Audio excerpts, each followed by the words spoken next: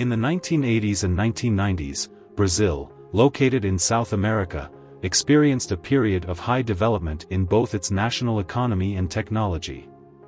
This period is often referred to as the awakening stage before Brazil became one of the BRICS countries.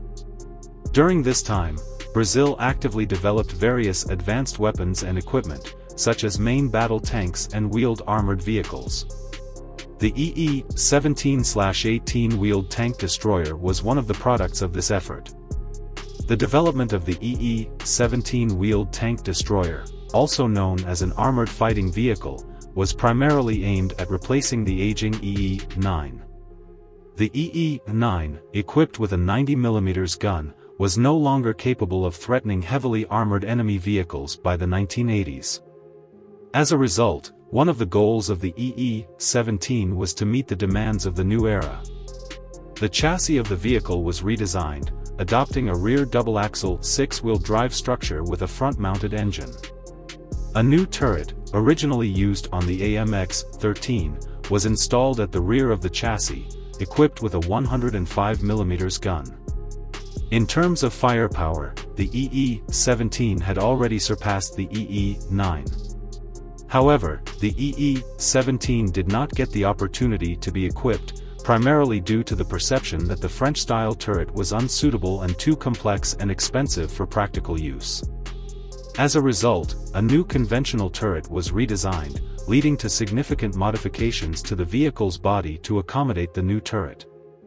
This modified version was called the EE-18. The development of the EE-18 began in 1987, and it inherited some structural elements from the EE-17, as well as extensively using components from the EE-9. The appearance of the vehicle chassis remained largely unchanged, with mainly internal structural adjustments to accommodate the new turret. It was powered by a 380 horsepower Saab Scania DSi-11 diesel engine, and installed with a central tire pressure system. The new turret was made of welded steel armor with a multifaceted structure, and was armed with a 105mm rifled gun from the Italian L7 series, a powerful weapon commonly used on first-generation main battle tanks and wheeled armored vehicles. The new turret also featured stabilization and laser rangefinders, enabling the armored vehicle to engage in firing while on the move. The gun elevation angle was -6 degrees to 15 degrees, with a capacity of 30 rounds of ammunition, and secondary weapons consisting of a 7.62mm and a 12.7mm machine gun with 3,200 and 800 rounds of ammunition, respectively. This new turret not only better met practical needs, but was also 500 kilograms lighter than the original oscillating turret. The overall armor of the vehicle was welded steel armor, capable of withstanding only light weapons and artillery shell fragments from the side and rear, while the sloped design of the frontal armor could resist 20 to 25mm standard machine gun ammunition. Weighing 18.5 tons, the EE-18 had a length of 7.75 meters, gun forward, a body length of 5.84 meters, a width of 2.8 meters, and a height of 2.59 meters. It had a maximum speed of 105 km per hour, a maximum range of 700 km, and could cross a 0.6 meter vertical wall or a 2 meter wide trench.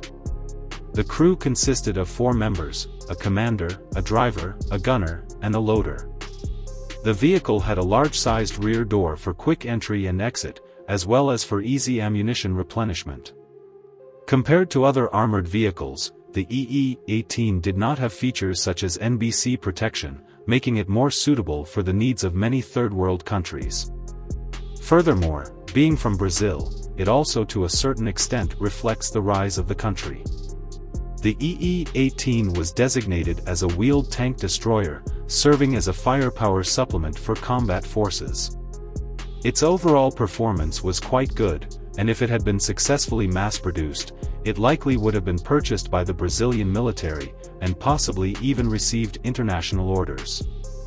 However, it was not put into mass production and service, as the company that developed it, Angisa, went bankrupt in 1993.